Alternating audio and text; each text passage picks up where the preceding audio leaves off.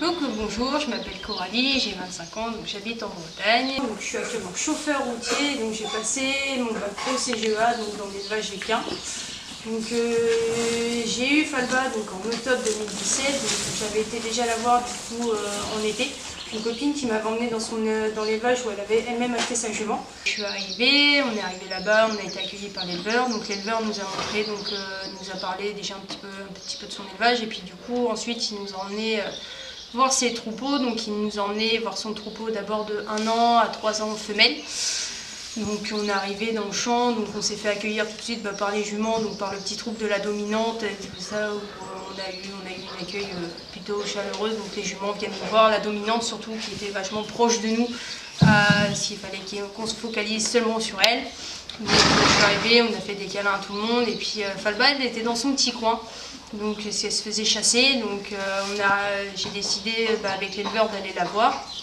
Donc on a été la voir, donc une jument quand même timide, mais qui est gentille, qui se laisse caresser, tout ça, donc je la regarde et puis au final je la remarque, donc je la garde en tête. Donc ensuite on va voir le troupeau donc des 1 an. J'arrive, gros coup de cœur sur un petit pibet magnifique. En arrivant, j'ai constaté qu'il y avait des petits problèmes aux yeux, des petits problèmes aux pieds, donc je me suis dit à voir potentiellement dans le temps si c'est pas dû à son âge, parce que sachant qu'on était en été, donc si c'était pas dû aux mouches et tout ça. Donc ensuite on retourne du coup avec l'éleveur, tout ça pour discuter du cheval que j'avais décidé de choisir. Donc au final je décide de partir quand même sur Falba, donc elle qui était plus âgée de 1 an par rapport au poulain. Donc ensuite arrive octobre où du coup on va chercher Falba, donc qui arrive chez une amie à moi. Donc là on commence un apprentissage sur une jument mi-sauvage, parce qu'elle ne savait pas marcher en main, elle ne savait pas donner les pieds, il n'y avait quasiment pas de manipulation de fait. Donc une jument qui se montre quand même assez compréhensif, assez attentif à l'apprentissage, qui apprend très vite. Donc il n'y a pas eu de problème particulier par rapport à la manipulation, à la prise des pieds, tout ça, donc une super jument. Elle grandit, donc je décide d'aller me faire encadrer donc, dans une pension. Donc elle rentre en pension à l'âge de 3 ans et demi, donc en 2019. Là on commence à attaquer un petit peu le débourrage, donc, sachant qu'au préalable elle avait déjà connu la selle, le filet, le mort. Et du coup on s'est rapproché d'une pension pour vraiment affiner la monte. On commence à faire des bonnes séances, donc une jument qui se montre quand même assez attentif au travail, donc qui est réceptif, qui est super agréable. Donc ensuite on arrive du coup où on commence à arriver sur un travail un peu plus technique, où on demande un peu plus de choses, où ça devient du coup plus compliqué pour elle. Donc là on arrive du coup sur ces 5 ans, c'est 4 ans et demi, 5 ans, où là du coup je fais une chute. Donc je reste quand même assez longtemps par terre, j'ai eu une interdiction de remonter moi par la suite sur ma jument par rapport à cette chute par mes parents, donc ce qui m'a énormément du coup bloqué par la suite. Donc je suis restée 4 mois sans poser, sans remonter à cheval, parce que j'avais peur de remonter sur ma jument. Donc là ensuite du coup suite à ça on est rentré dans une phase assez compliquée toutes les deux, où ça n'allait pas. Donc moi, moralement, ça n'allait pas parce qu'au champ, j'arrivais pas à la toucher, elle se laissait plus approcher, donc j'étais obligée d'attendre que la propriétaire la rentre au box à ce moment-là pour que moi, je puisse aller la voir. Donc ça a été très dur à ce moment-là, donc moi j'ai décidé d'arrêter, de faire une pause avec elle et puis de l'emmener dans une écurie où elle allait être au travail avec un cavalier que je connais. Et puis elle est travaillée par ce cavalier-là. Moi j'arrive à reprendre des cours avec lui pour pouvoir reprendre confiance et puis à remonter sur ma jument. Là après on a décidé de déménager, donc on est parti avec une copine à moi. On a décidé de déménager du côté de Saint-Étienne, donc on est parti 6 mois là-bas. Donc 7 heures de route et on avait trouvé une super écurie à proximité de notre domicile là-bas. Donc arrivé là-bas, on a continué un petit peu le travail, mais pas énormément. On était plus centré sur de la balade parce que c'était un coin qui était propice à la balade. Puis au final, il s'avère que c'est une super jument de balade qui aime ça. Donc on partait sur des balades de 2-3 heures, donc c'était pas mal agréable. Ensuite, moi j'ai eu une petite convalescence due à une tendinite, donc une copine à moi l'a reprise au travail du moins classique. Après, suite à des petits problèmes qu'on a eu là-bas, on est revenu en Bretagne. Et donc là j'ai réussi à retrouver une écurie où où j'étais bien, où Falba a continué d'évoluer aussi bien à pied que monté. Et puis là on arrive en juin donc de cette année où moi j'ai dû me faire opérer à cause de problèmes de santé. Et puis du coup, via le biais de communication animale et de comportement que j'avais pu constater sur ma jument, j'ai vu qu'elle désirait avoir un poulain. Donc moi, dû à des problèmes de santé, je devais me faire opérer du coup en juin dernier par rapport à ça. Donc j'ai décidé de mettre Falba à la reproduction. Donc en posant les bonnes questions par rapport au budget, par rapport à l'organisation que ça va être ensuite avec le poulain. Donc après réflexion faite, du coup Falba est partie donc, à la saillie au mois de mai. Donc tout s'est très bien passé donc, durant la gestation et au poulier, du coup en avril là, du coup, Falba a pouliné d'une petite pouliche. Tout s'est très bien passé, donc maintenant je les ai ramenés auprès de moi pour pouvoir travailler. Falba elle restera au repos jusqu'au mois de décembre et reprendra du coup une activité progressive pour reprendre après le travail toutes les deux.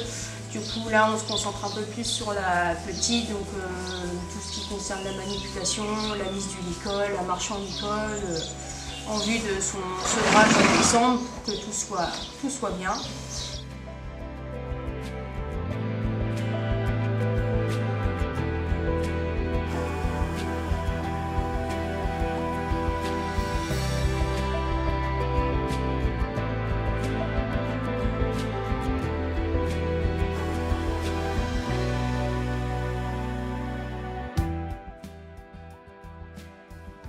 Donc la personne qui t'a fait la communication animale, elle t'a dit ta jument elle a envie d'un poulain.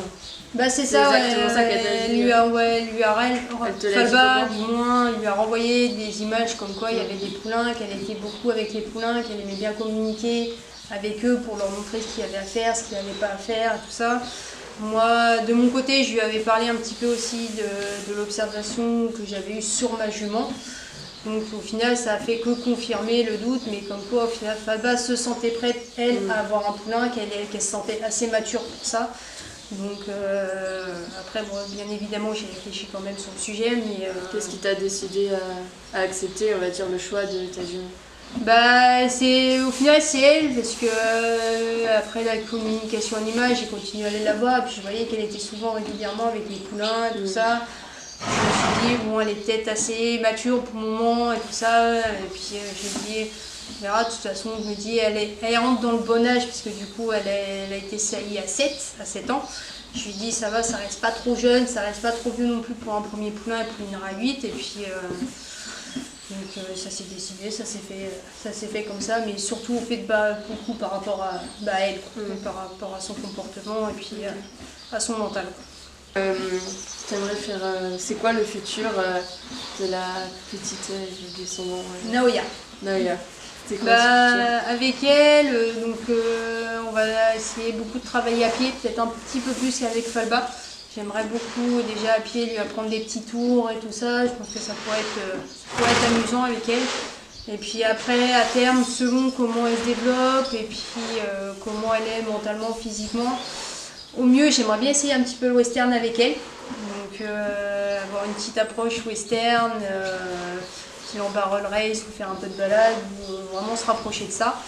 Et puis si je vois que physiquement ça lui correspond plutôt pas, ben, on partira du coup plus sur du classique, où du coup on fera un petit peu de tout, comme avec Falba de toute façon. Donc on touchera un petit peu au dressage, à l'obstacle, la balade, et puis mais le but c'est de lui faire vraiment découvrir un maximum de trucs, faire éventuellement des trucs que j'ai pas pu faire avec Falba pour le moment. Donc, ce qui est bien, c'est que tu peux la faire à ta main. Bah, c'est ça, ouais. Ça aussi. Donc si j'avais un message à faire passer, donc là pour les propriétaires donc, des juments qui souhaitent plus tard les remettre à la reproduction, donc surtout ce qu'il faut c'est bien vous faire encadrer par rapport au choix des étalons, parce que n'importe quel étalon ne peut pas aller sur n'importe quel jument. Donc bien voir du coup les qualités et les défauts de votre jument pour en fait pouvoir choisir un étalon du coup qui va compléter ou qui va venir corriger éventuellement les défauts de votre jument, mais qui puisse quand même apporter une coup de la qualité au futur poulain. Donc s'il faut aller voir plusieurs éleveurs, plusieurs étalons, et puis pas choisir des modèles qui vont être beaucoup trop porteurs par rapport à vos juments pour pas que ça fasse des poulains qui sont trop gros ou que les juments puissent galérer à pouliner. Donc ensuite, par rapport à suivi, avoir un bon suivi échographique, avoir le budget nécessaire pour savoir exactement ce que vous comptez faire, parce que du coup après dans la reproduction, il y a de l'IA, donc l'insémination artificielle, donc ça a plus de coûts que par exemple faire comme moi, où moi j'ai décidé de faire de la monte en main. Donc du coup là il y a beaucoup moins de suivi échographique derrière, parce que du coup il n'y a pas forcément d'échographie faite pour suivre la chaleur des juments ni quoi que ce soit, c'est vraiment sur la jument qu'on peut faire à ça. Et donc après décider de savoir du coup le suivi qu'il y a pendant la gestation, donc aussi bien vétérinaire que l'alimentation, que les vitamines qu'il faut donner à la jument, et puis après du coup il faut penser au moment au poulinage. Donc là souvent c'est le plus gros du budget parce que ça coûte un certain coût si vous décidez du moins de les mettre en pension comme moi j'ai pu faire. Ou après même si vous décidez de les faire pouliner chez vous et tout ça, avoir quand même un sacré dispositif, donc souvent caméra ou ceinture de poulinage, où maintenant il y a plein de trucs qui font que ça peut être aidé pour la jument. Et puis l'intervention vétérinaire s'il y a besoin derrière, et puis du coup l'intervention vétérinaire quoi qu'il arrive, le post-poulinage pour les soins du poulain, pour les soins de la mère, et puis pour tout ce qui suit après le dépuçage et tout ça. Mais ça reste quand même une grosse réflexion à avoir, c'est pas un sujet sur lequel on peut prendre, c'est un coup de tête, je décide de faire ma jument, je décide de faire reproduire ma jument parce que j'ai envie et voilà. Donc ça reste quand même une grosse réflexion donc, sur l'organisation, si après on veut garder le poulain, si on ne veut pas le garder, s'il y a des complications, qu'est-ce qu'on fait. Donc faut surtout réfléchir à tout ça. Si vous aussi vous êtes intéressé pour raconter votre histoire de vous et votre cheval, n'hésitez pas à nous contacter par Instagram ou par Gmail.